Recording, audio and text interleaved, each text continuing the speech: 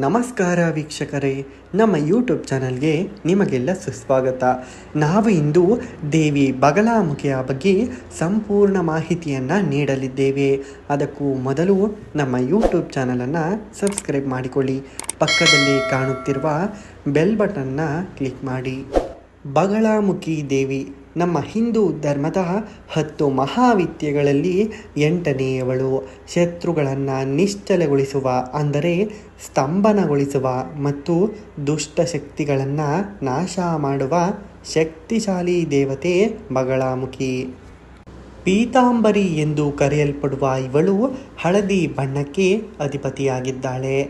ಭಕ್ತರ ಸಂಕಷ್ಟ, ಶತ್ರುಬಾಧೆ ಮತ್ತು ನ್ಯಾಯಾಲಯದ ವಿವಾದಗಳನ್ನು ಬಗೆಹರಿಸಲು ಈ ತಾಯಿಯನ್ನು ಹಳದಿ ಬಣ್ಣದ ವಸ್ತುಗಳನ್ನು ಅರ್ಪಿಸಿ ಪೂಜಿಸಲಾಗುತ್ತದೆ. ಹಾಗಾದರೆ ಬಗಲಾಮುಖಿಯ ದಂತಕಥೆಯನ್ನು ಕುರಿತು ತಿಳಿಯೋಣ ವೀಕ್ಷಕರೇ. ಹೌದು, ಸತ್ಯಯುಗ. ಒಂದು ದೊಡ್ಡ ಚಂಡಮಾರುತವು ಸೃಷ್ಟಿಯನ್ನು ನಾಶ ಮಾಡಲು ಪ್ರಾರಂಭಿಸಿತು.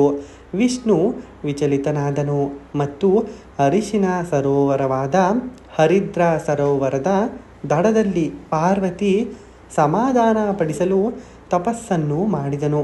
ವಿಷ್ಣುವಿನಿಂದ ಪ್ರಸನ್ನಳಾದ ದೇವಿಯು ಕಾಣಿಸಿಕೊಂಡಳು ಮತ್ತು ಸರೋವರದಿಂದ ತನ್ನ ಬಗಲಾಂಕಿಯನ್ನು ಹೊರತರೆದಳು.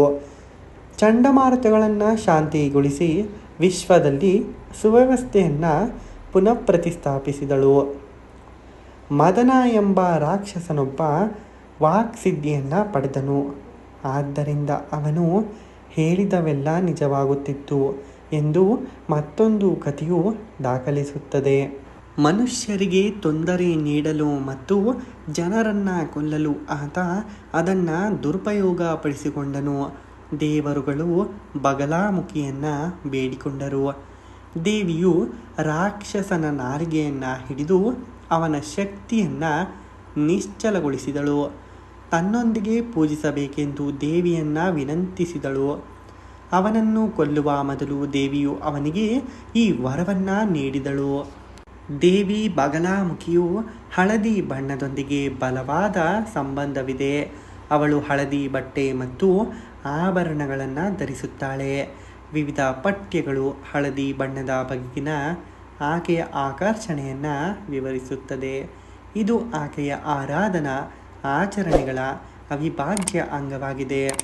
ಹಳದಿ ಬಟ್ಟೆಯ ಮೇಲೆ ಕುಳಿತಿರುವ, ಹಳದಿ ಬಟ್ಟೆಯ ಉಡುಪನ್ನು ಧರಿಸಿರುವ ಭಕ್ತರು ಹಳದಿ ಅರ್ಪಣೆಗಳಿಂದ ಬಗಲಾಮುಖಿಯನ್ನು ಬೇಡಿಕೊಳ್ಳುತ್ತಾರೆ ಹಾಗೂ ಅವರಿಂದ ಆಶೀರ್ವಾದವನ್ನು ಪಡೆದುಕೊಳ್ಳುತ್ತಾರೆ.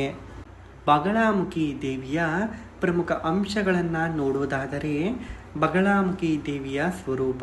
ಹೌದು ವೀಕ್ಷಕರೇ, ಬಗಲಾಮುಖಿ ದೇವಿಯು 3 ಕಣ್ಣುಗಳನ್ನು ಹೊಂದಿದ್ದಾರೆ. ಹಳದಿ ಬಟ್ಟೆ ಮತ್ತು ಆಭರಣಗಳನ್ನು ಧರಿಸಿದ್ದಾರೆ.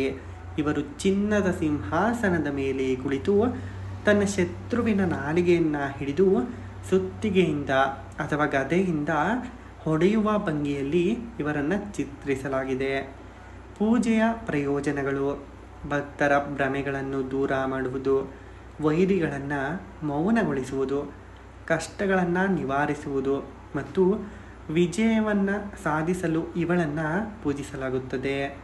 ಅಷ್ಟೇ ಅಲ್ಲ, ನ್ಯಾಯಾಲಯದ ಅಥವಾ ನ್ಯಾಯಪರದ ವಿಚಾರವಾಗಿ ಕೂಡ ದೇವಿ ಬಗಲಾಮುಖಿಯನ್ನು ಪೂಜಿಸಲಾಗುತ್ತದೆ.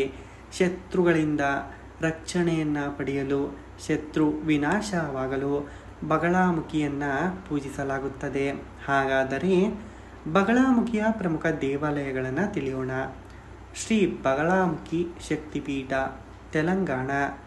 ಬಗಲಾಮುಖಿ ದೇವಸ್ಥಾನ, ದತಿಯಾ, ಮಧ್ಯಪ್ರದೇಶ. ಬಗಲಾಮುಖಿ ದೇವಸ್ಥಾನ, ನಲ್ಖೇಡ, ಮಧ್ಯಪ್ರದೇಶ. ಕಾಮಾಖ್ಯ ದೇವಸ್ಥಾನ, ಅಸ್ಸಾಂ. ನೇಪಾಳದ ಲಲಿತ್ಪುರದ ಬಗಲಾಮುಖಿ ದೇವಸ್ಥಾನ. ಬ್ರಹ್ಮಾಸ್ತ್ರ ರೂಪಿಣಿ ಎಂದು ಕರೆಯಲ್ಪಡುವ ಬಗಲಾಮುಖಿ ದೇವಿಯು ತನ್ನ ಭಕ್ತರಿಗೆ ರಕ್ಷಣೆ ಮತ್ತು ಶಕ್ತಿಯನ್ನು ನೀಡುತ್ತಾರೆ ಎಂದು ನಂಬಲಾಗಿದೆ.